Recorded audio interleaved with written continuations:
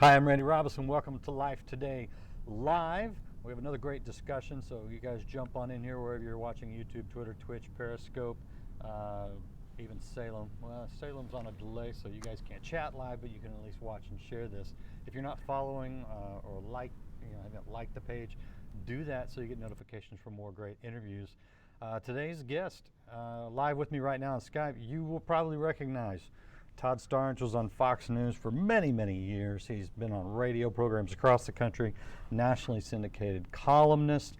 He's written several books, and I have his new one right here. It's called Culture Jihad, and my goodness, this is something we are seeing almost on a daily basis. And if you're a Christian, you're in tune with the church, you probably see, frankly, some of the attacks that come directed our way. How are you doing, Todd? Hey, Randy, doing well. Thanks for having me on the show today. Hey, we sure appreciate you being here, and we've all been cooped up for a while now here, Yeah. so it's nice to be able to get out and talk to people, at least online, where it's nice and safe. Indeed. And of course, I'm broadcasting from my home in New York City, where I live in Brooklyn, New York. So I think the whole city has cabin fever these days. Oh, I bet. I didn't realize that you were in Brooklyn. Honest to God, I would not want to be in New York City right now. Thanks. Appreciate that. Yeah. Yeah. So our prayers, okay. The Christian way of saying that is our prayers go out to you, but we're all really thinking, oh God, I'm glad I'm not in New York City right now. That's right. So, I'm the unspoken prayer request. Yes. Well, so I'm going to ask your opinion about sort of some cultural things we've seen.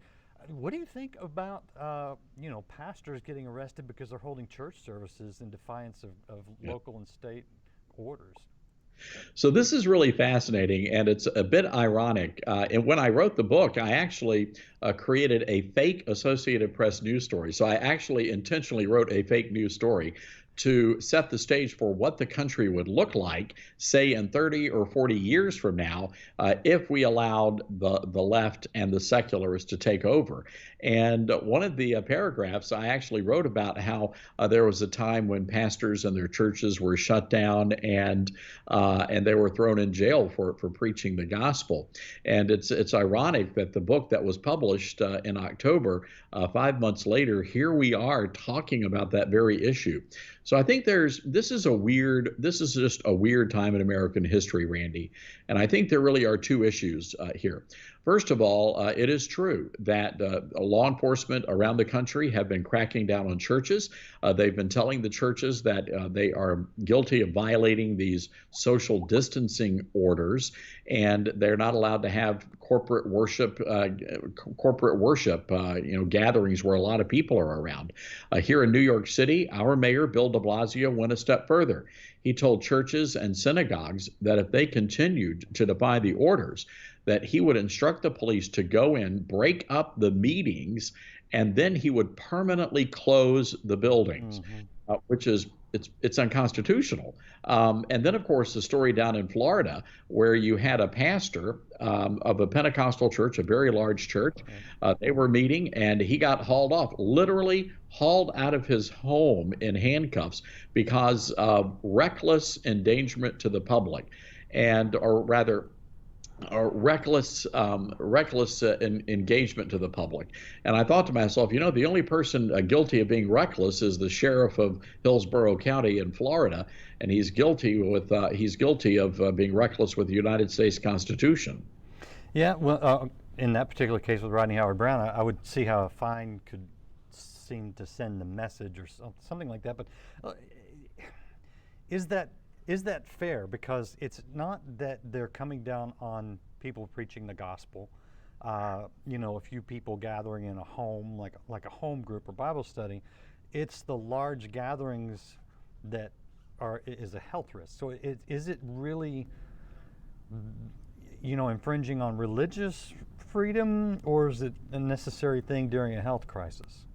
Well, and that is the second part of the issue here. And the issue here is that pastors and church leaders do have an obligation to protect the flock.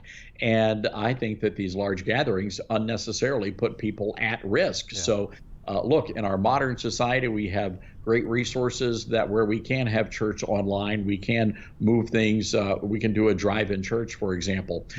But that being said, the Constitution gives people a right to be stupid and to make bad decisions. And that is not the right of the government.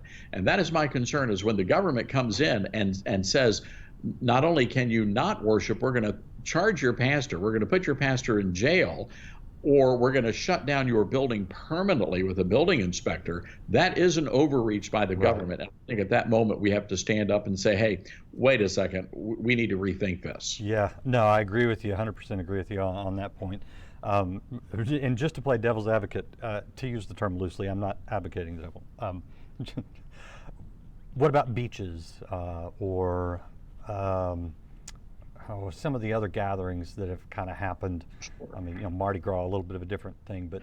Well, Randy, what about the local Walmarts and Targets? I guarantee you there are more people inside a Walmart or a Target on any given day that are inside a church building. So again, if you're really worried about the people being in close contact, you're right. I mean, there really is a double standard. And for that matter, there are a lot of abortion clinics that are still open in this country. You're telling me that's essential business? Okay, now that's another issue. I'd love to talk about that one with you, because in Texas, the governor said no elective surgeries, period. And that's considered, unless there's obviously actual medical issue going on, most of them are elective.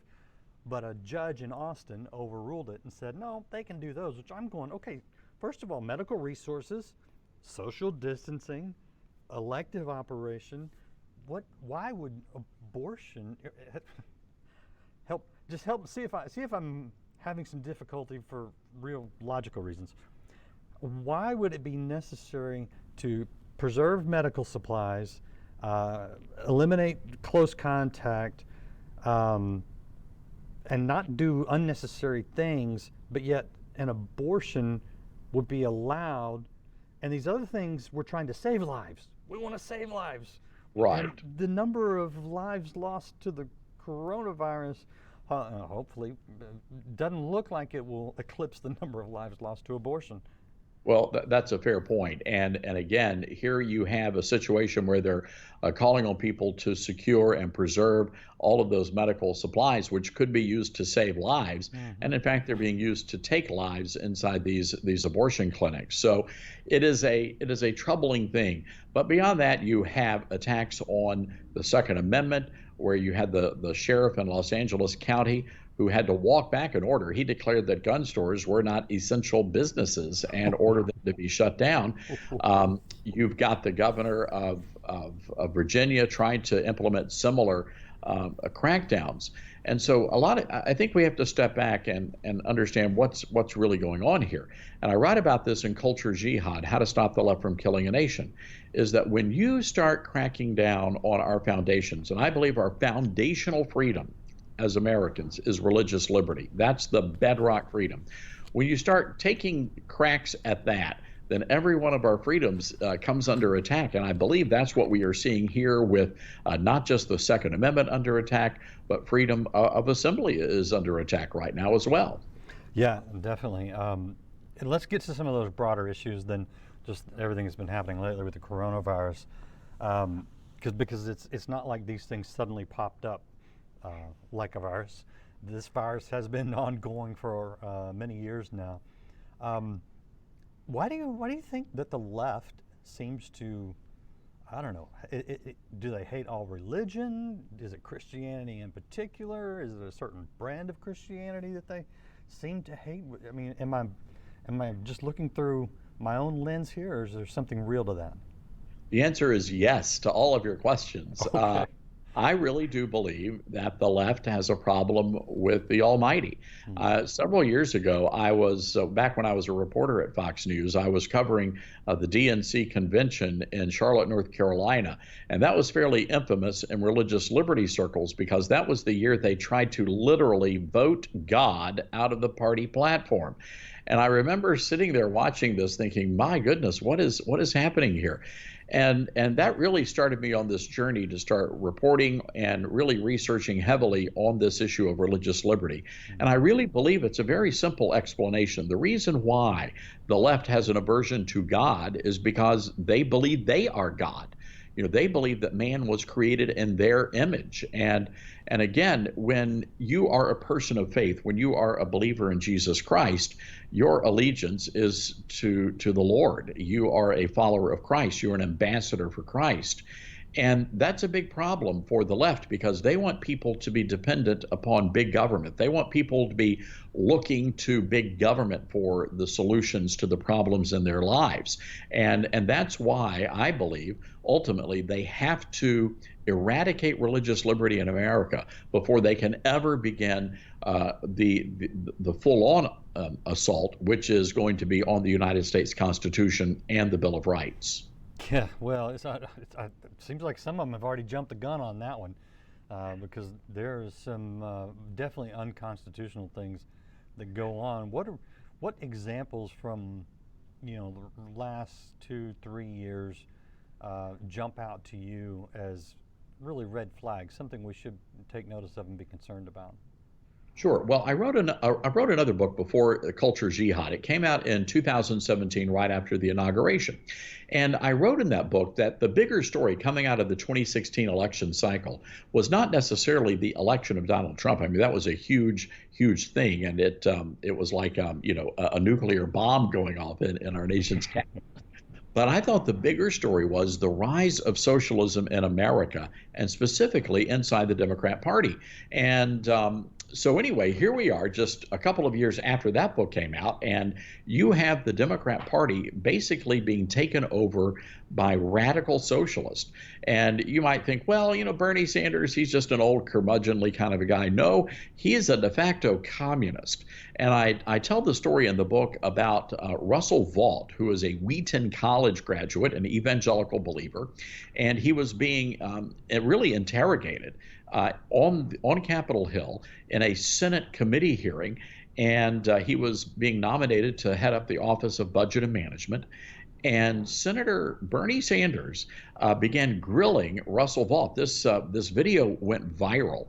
And at one point, Bernie Sanders is screaming at Mr. Vought, saying, "Are you telling me that Jesus Christ is the only way to get to heaven?" And the guy was saying, "Well, this is what I believe. This is what Christians believe. This is not a surprise." Sure. And Bernie Sanders said, "Someone like this has no place in government." And I think that really is telling. That should tell people this is how Bernie Sanders thinks, and he's not the only one. If you remember Senator Dianne Feinstein grilling one of the, I believe it was Amy Coney Barrett, who was a nominee to one of the federal benches, and Senator Feinstein infamously said, "The Catholic dogma lives loudly in you, and that concerns me."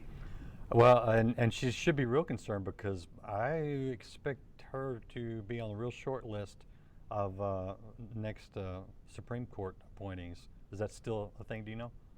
That is still a thing, and again, and I think this is why the left hates Donald Trump. It's not necessarily because of his policies, because let's be honest here, Donald Trump is probably a moderate Republican at best. Yeah. But he did promise the evangelicals a lot of stuff, and he's delivering on those campaign promises, which is why he enjoys great support from the evangelical community. But the reason why they hate him is that they know that he's going to get another Supreme Court pick, and he has really radically altered the face of the judiciary. And all you have to do is look at the once far left Ninth U.S. Circuit Court, which is now moving conservative. I don't know that most people realize that he's flipping those circuit courts, and that is huge. That is absolutely huge. Do you think we're winning some of the culture war right now? I do think we're winning, and as evidenced of that, the Supreme Court ruling on the Bladensburg Cross Memorial in Maryland, Yep. where at the time, I mean, the Supreme Court had to decide whether or not we were going to have to tear down every war memorial that was designed as a cross. So it was a victory. It was a victory for religious liberty. It was a victory for America, and I think we're going to see more of those victories down the road. Well, okay, and some of those I think will be determined by the election this year. And so you were talking about the rise of socialism and really communism in the Democrat Party, but didn't we see a huge backlash against that as candidates just all dropped and kissed the ring of Joe Biden, who obviously he's someone, I mean, there's not a Democrat that I really agree with on much. I thought Tulsi Gabbard was the sharpest in the bunch, but he is not a strong candidate. Objectively, I don't see how you say he's a strong candidate.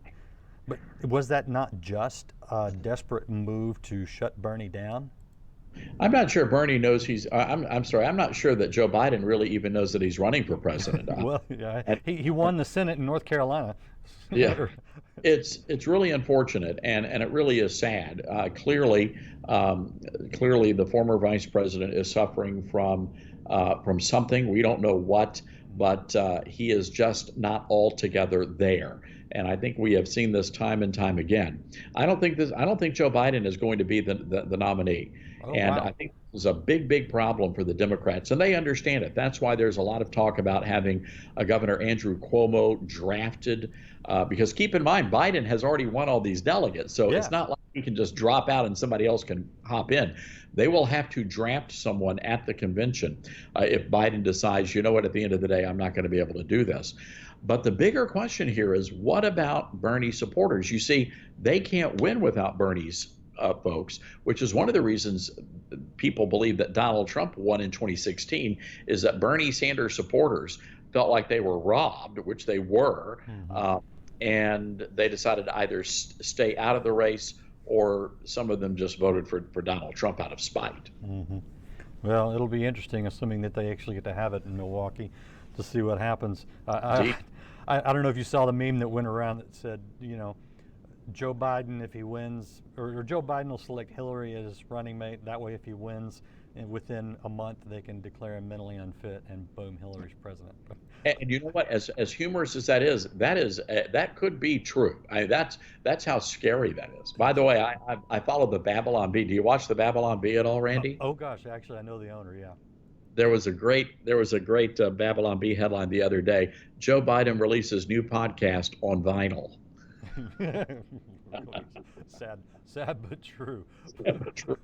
So, how important do you think this election is? Let me ask you this. I mean, because I know your answer is going to be it's hugely important, because it is.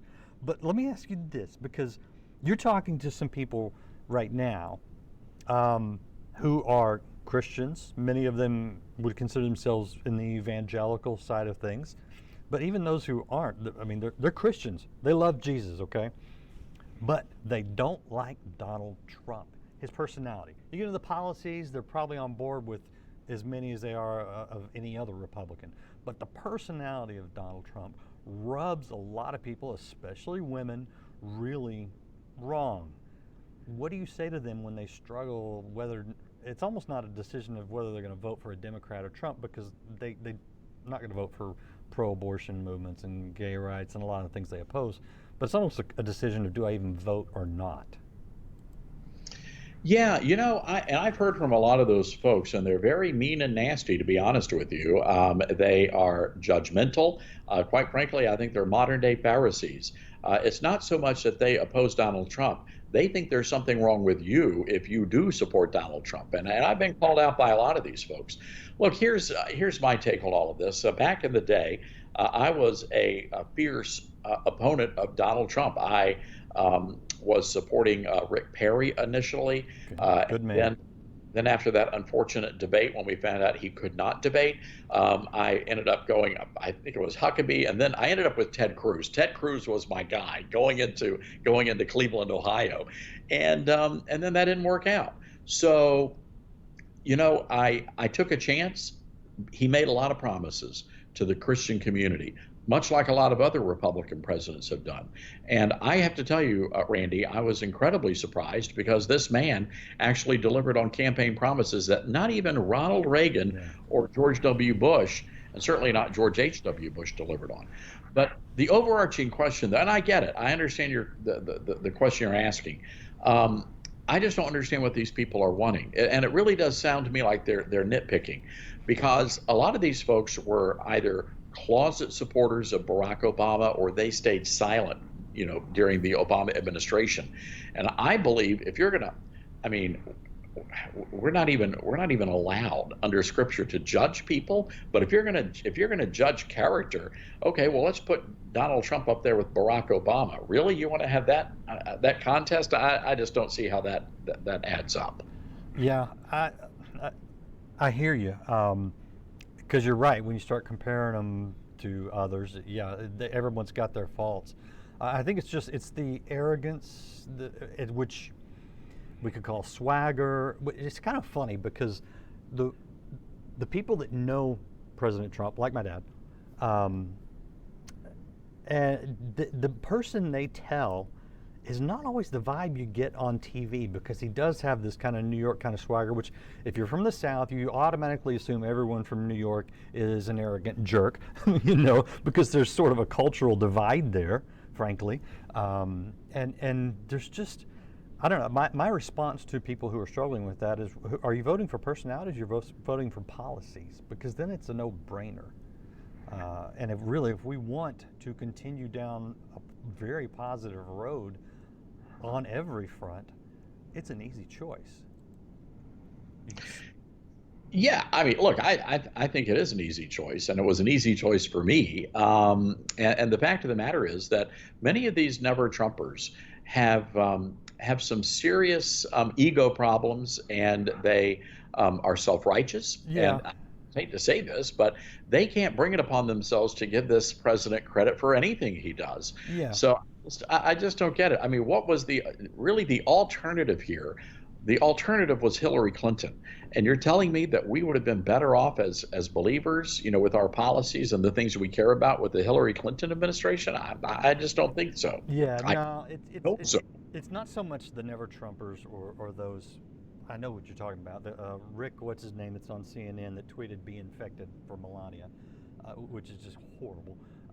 It's really are the good, genuine people who don't like Trump's. He plays rough. I mean, let's be honest. I know if you were supporting Cruz, I was supporting Rubio in the primary in 2016, or 2015, I guess. It'd be 2016. I don't know my years. If you're supporting Cruz, you were not very happy with the way Donald Trump went after Cruz, because I wasn't happy with the way he went after Rubio. I mean, is that fair? Sure. Yeah, I think that's fair. But then you had no choice. Well, you had a choice, Hillary or Trump, and you voted for Trump, and you hoped he didn't screw up the nation. And instead, he kept his promises. He governed very conservatively, and frankly, he has exceeded my expectations wildly, so that last time I was a little worried about voting for him, but this time I'm very excited about voting for him. I mean, here's the thing. What you see is what you get with Donald. I mean, seriously. I know. In my head, so I'm going to tell you a Ted Cruz story. This never did set well with me, but it says a lot about what I'm about to, the point I'm going to make. So Ted Cruz was doing a town hall with Anderson Cooper in South Carolina, and Ted Cruz is a fellow Southern Baptist. And so they asked it was just a throwaway question at the very end, just kind of like these one word answers.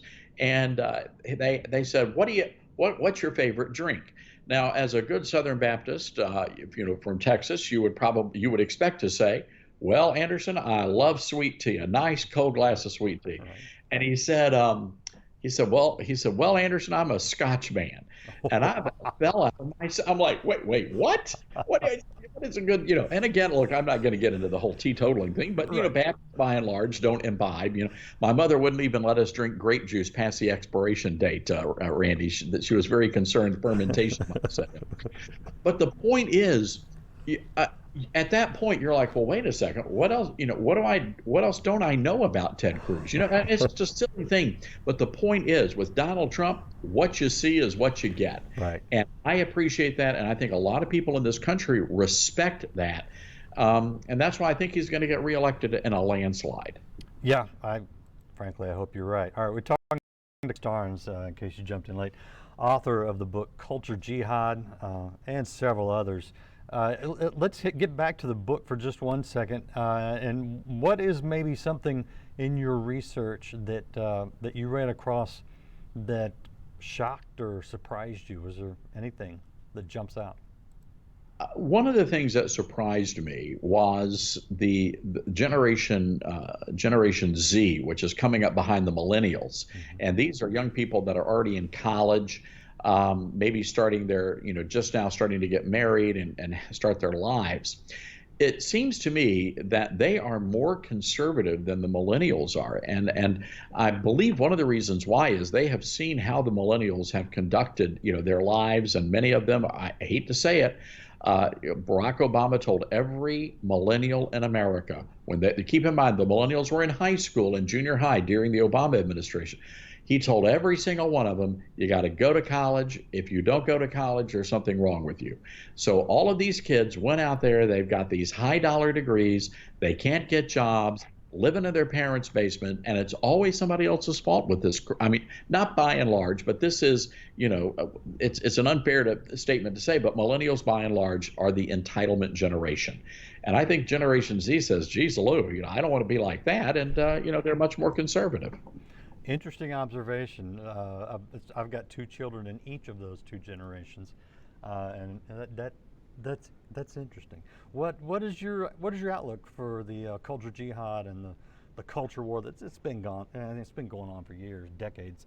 Are you Oh, optimistic or are you pessimistic? Oh, I'm optimistic. I really am optimistic. And the book is it's a crazy book. Sean Hannity said, Starnes, you're scaring me."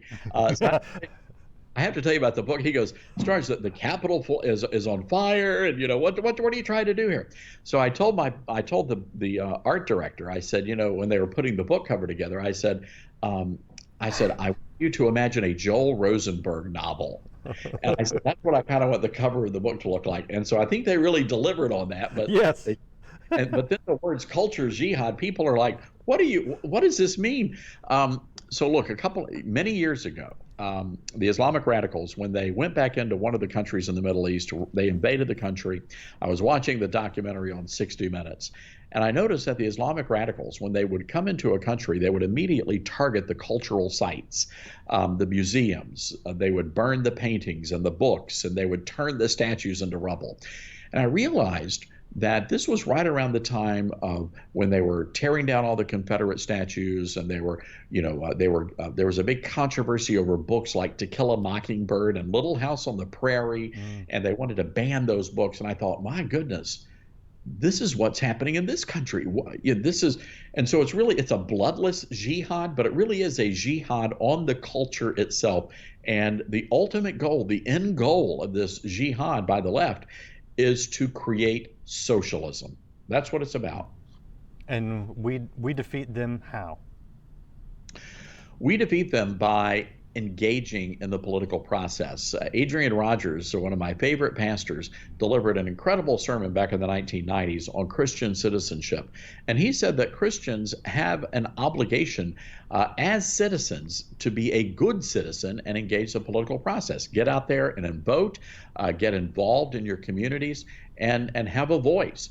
And unfortunately, there's a strain of evangelical Christianity right now that is quite frankly moving to the left, and they're telling people not to engage, that we don't want to offend people. Well, you know what? That's not biblical. Jesus says we're going to offend people with our faith. That's just going to happen. Yep. And I think we just got to get right in the middle of it. I mean, to say that your faith doesn't impact the world around you it's not a Christian faith. There's a line in the book, we're to be salt and light, but unfortunately, we're living on a salt-free diet, the church. Yeah. Well, if you want to get a jump start and get on into the battle, you can pick up Culture Jihad by Todd Starnes. You can check out his website, it's toddstarnes.com. Well, that's supposed to be all right. And you can see his book. You can see all of his materials there. And Todd, I appreciate you taking the time to talk to us, Thanks. to tell us what's going on, and for staying on the front line of this battle. Stay out there, brother, and we will keep supporting you and following you. I can't stay out there. We're under quarantine, Randy. In a virtual way. That's good. Oh, okay. That makes sense. What are your handles? I mean, what's the best way to actually follow you? Is it Twitter? Are you a Facebook guy? Or what's? Yeah, we have both. We have a great Twitter following at Todd Starnes and Todd Starnes FNC on Facebook. And we have direct links on toddstarnes.com. Okay, so we'll just pitch everybody straight right there to the website. Check out Todd Starnes. Pick up Cultural Jihad. It's available wherever you like to buy books right now, and you can get in the battle. And be sure to stay here with us. We've got wonderful interviews ongoing, educating, informing, and encouraging you right here on Life Today Live. So come on back. I'll see you again next time.